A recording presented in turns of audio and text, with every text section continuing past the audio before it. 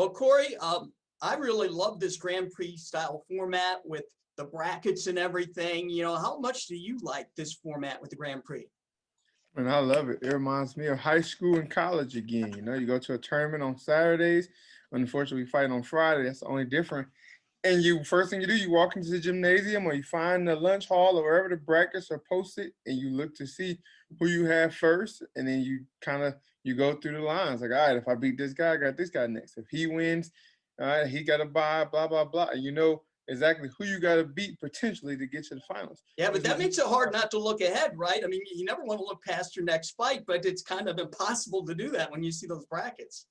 I mean, you look ahead just to keep an eye on what the person you might have to fight next does, but you're not looking past the person in front of you. Just like in wrestling, I got to worry about the guy that's in my bracket first. But at the same time, if the other two guys I might have to face if I win are up first, I'm gonna go check them out. Or if they up after my fight or my match, I'm gonna go sit in the bleachers right mat side and study them to see what they're doing. I like that because there's no surprises of what you got to do next or who you have. There's a $1 million jackpot waiting there for the champion. How much motivation is that? I mean, that's a great motivation for me and my family, but that's not why I'm doing it. The motivation for me is just to go out and prove I'm the best. It's always been my motivation in everything I've done, to go out and just assert your dominance and let them know like you're better than them. You're better than everybody that's going to match up against you. And then the money at the end, that's just a huge bonus. That's going to go in the bank account and my family can live great off of it. Well, last time you were in the cage, you dominated Melvin Manhoff, and I read somewhere you gave yourself a rating of 8 on a scale of 10 for that. That looked like a 10 to me, but you're a tough grader on yourself, right? You expect a lot from yourself. I'm a perfectionist. I mean, I had a great camp, phenomenal camp. I've had very few sparrings where it just didn't go to like exactly how I planned it. And even every day, every sparring session, I'll come home in a bad mood and just be beating myself up. My wife will pull out the film, like, what are you talking? Like, you did everything you're supposed to do. Like, you look great. Like, yeah, you're going to get tired. You got fresh guys coming in every round. You're not going to land every move. It's going to happen. That's MMA. Like, that's not how my mind is. In my mind, if I say I'm going to go out there and take somebody down, when I shoot, I expect him to go down. If I say I'm going to hit him with this punch, when I throw a punch, I expect for it to land. I don't want guys to block it, and it happens. And we're going to get hit. You're going to get kicked. Might get taken down, whatever it is. And when those moments happen to me in training, I get everybody say, bro, you look phenomenal. If it was a fight, you dominated without a doubt. But in my head, it's like, it wasn't enough. I don't want anybody to ever think like, oh, I can hit you, or I can take you down. My mind says always, I want to go in there, and when it's over, those guys go back in the locker room and think, I don't want to fight this guy ever again. Same way when I wrestled. When I walked up the mat, I looked back, I know that guy was still hunched over, hands on his knees. And when we talk in the future, which they always tell me, I never wanted to wrestle you again. It was just like, you were just so aggressive. It was just, I hated wrestling you because as a heavyweight, especially the pace I would put on would break people early. It's the same thing in fighting. I want to break you early. I want you to think, like in the rematch, it ain't going to be no different. Your opponent Friday, Dobletson, not real well known in this country, but he does have an impressive record, impressive background. He's knocked out like 61% of his victories that come by knockout or TKO. What's his style? What can you tell us about him? I mean, from the film and everything I've studied, he's really light on his feet. He does a lot of moving around, but it's not like moving around in a forward progression, like trying to throw strikes coming at you. He's moving, trying to lure you in because he's shorter and he has a shorter reach. So he can't be trying to play the distance game. He can't try to stay in bay in my range and eat jabs and crosses and kicks all day. He has to move around and make me overstep trying to cut him off, and that's when I'm in his punching range. Or he has really good sambo where he'll try to shoot in, and if he doesn't get the shot, like to drive his feet, he'll come up to like a body lock or take you back and try to throw you, and then he gets you to the ground, and that's when he just kind of he keeps asserting his pressure on. He keeps his weight on your shoulders and keep trying to keep it to your hands. And where most people they gas out or they don't know any wrestling or jiu-jitsu, they just sit down there and cover up. And I think it's gonna be a good matchup. I'm excited. I'm actually hoping he does get me to the ground because that's just gonna show like the way my wrestling and jiu-jitsu, like you might get me down, but you're gonna get tired trying to keep me here. And that's just gonna work out as a fight go on because it's a 5-round fight. So you keep on shooting. Even if you do get me down, I'm gonna keep fighting to get up. And if you don't put me away, you're gonna be tired. So next round, you're gonna be thinking, do I really want to take him down and go through this again? And if you do, then you're really gonna be tired. And then we get up, I'm just gonna mull over you, you know? So I'm just excited, man. I'm just excited for the opportunity to go out there and showcase. And like I said, face the only time I fought somebody that was a wrestler, like ranked as a high wrestler, was Pat Cummins. And I told my wife leaving for the fight, what was it, Friday when I was packing. Like the only camp I've been this focused on and like analyzing nonstop constantly was against another wrestler, and that was Pat Cummins. And then everybody who saw that fight in Atlantic City, April 20 something, I think it was 21st, whatever, 2 years ago or 3 years ago, it wasn't even close. Like in my mind, I was so worried about getting taken down by another wrestler that I worked on so much stuff in camp to avoid it and to capitalize on if we got there. But I just went out there so prepared. And that's how this camp was. It was going against somebody that's a potential wrestler. You just have to worry about all those things that you usually do to people that could happen to you and make sure it doesn't happen. And I just worked so hard, and I feel so prepared going into this cage on a Friday. Sadly, no fans will be there at the arena. Does that make it a little more challenging to get yourself psyched up when you make the walk out there to the cage? To be honest, no. That's all my coaches I perform. They think some like I show up every fight. Every fight I always show up prepared. But a lot of people believe you in practice because you're so comfortable, there's no crowd, you just being you. You don't have anything to worry about. You perform your best in practice, but you perform great in fights. So I feel like with the no pressure, there's nothing to worry about. You just go out there, it's an empty crowd, there's no booing, there's no eye, there's gonna be complete silence. I can hear my coaches talk, I communicate with my coaches like I do in practice. And I just feel like I'm just gonna be in sync with everything. We do have to give a shout out to Showtime for showing this so everybody back here in Rockton and Roscoe and Rockford can watch the event. How excited are you to know that all these matches are going to be on Showtime? I mean, like I said, when we came out here and did media in February, and I told them it's just exciting to be on Showtime because especially people in my generation growing up, when you watch boxing and all the big boxing events, when your parents would have like a little fight party, it was on Showtime. You know, so you always got used to on Saturday night when you see that Showtime boxing, the theme come across the screen, you know, it's fight night, and you grew up watching it. You know, whether you was in the living room with your parents, or you was peeking around the corner like me trying to see what was going on. It's just like that was a big deal that growing up, that's what everybody gathered to watch.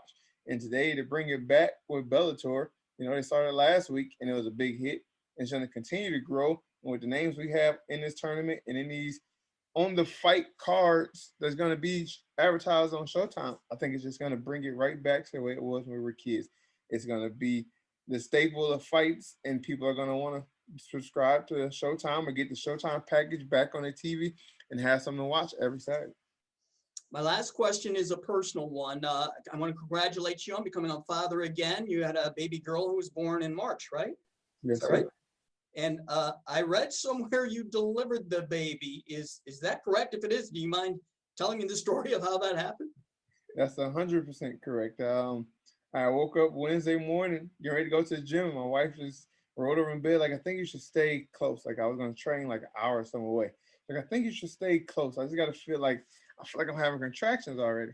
Like, all right. So I go take CJ, who is our son, is 2, or was going to be 2 in like 5 days at the time. Like, I'll take him. We go downstairs to the playroom. We just hang out and I work out, ride the bike. Just stay down there and watch TV with him. So I'm riding the bike and she texts me like, oh, I think you should take CJ to the babysitter.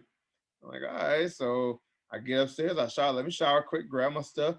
I load him up and she was like, maybe we should call the babysitter to come get him. I was like, by the time she called, we don't know what she's doing. She might have to load up. By the time she get here and get back, it'll be too late. We can't make it to the hospital. I'll shoot up the road quick and I'll be right back. So it's like a 10-minute drive there or a 12-minute drive there, 12-minute drive back. I'm locking up the garage. I'm making sure everything is loaded. The car seats are secure. I come around the corner of the house. I'm like, all right, let's go. And I don't hear my wife. And I walk around the corner. She's like hunched over on the bed.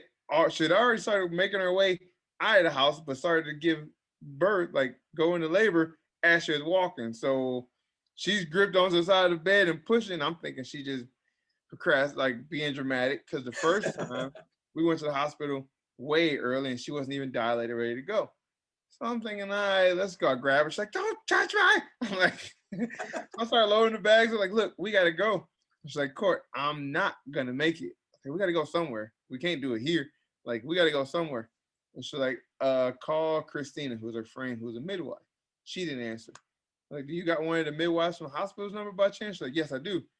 I haven't called the midwife. And she was like, Mr. Anderson, you got to get her in the car and get somewhere. Like, Ursula, I'm trying. Like, she's not moving. And she asked, like, Jenny, how are you feeling? I know where my wife just started screaming at the top of her lungs. And you hear the midwife is on speaker and she goes, Mr. Anderson, are you there? Like, yeah, I'm still here. And she's like, so this is what you need to do. You need to go to the bathroom, get a pile of towels, lay them on the floor, and lay Jenny down. You're delivering this baby at home. And I was just like, okay, I guess. I mean, I grew up hunting and gutting stuff, so that's no problem. Let's go. Take my jacket and everything back off. I go get everything. And then she was like, all right, so now you need to call 911. You have another phone? So I'm sitting there with two phones, talking to 911, talking to the midwife. My wife is screaming. Like, is her water broken? I'm like, I have no clue. Like, well, check. Like, well, she's still fully dressed and she's still standing up. Like, well, you got to figure out to get her undressed and you need to check. And so I had to undress her standing and then had to get down. I was like, I don't see anything. I don't know if the water broken. And I start seeing the slime in her pants. Like, wait, it did. And I was like, do you see a head? And I'm like, no, I don't see a head. I don't see a head. And I keep saying it for a while. And Jenny, my wife, was saying, the baby is coming. Get her. I'm like, I don't see nothing. I look around the back and the whole face is already out. Oh my. And I was like, oh, the baby's coming. The baby's coming. So I put both phones on the dresser and I got the 911 and the midwife both talking to me at the same time, telling me to talk to the wife, asking for information. So I'm going back and forth and trying. I know where the most important thing, Mr. Anderson, is do not drop the baby. And all of a sudden, that's when I started panicking. Like, oh, what if I drop my baby? What happens? And like, you see them coming out laying down. When they standing up, they come out like a rocket. Just like she said, it's coming. She's like, okay, you got to be careful. Make sure there's no cord around the throat. No cord. I'm like, Jenny, you got to slow down. She was like, I can't. I'm pushing. And you hear the midwife scream, just push. And the baby just flies out. And I try to catch it by the head and it slips out of my hand. I try to grab her hand. I slips again. I catch her by her foot right before she hit the ground. Wow. And like all of a sudden it was just like, wow. Like not only did we have another baby, but we delivered this baby in our bedroom. That's together amazing. With no help, no nothing. And right after I put the baby on her chest and lay her down, all of a sudden you hear the Jackson PD kick the door. Jackson Police, PD, we coming in. And the ambulance and everybody come in.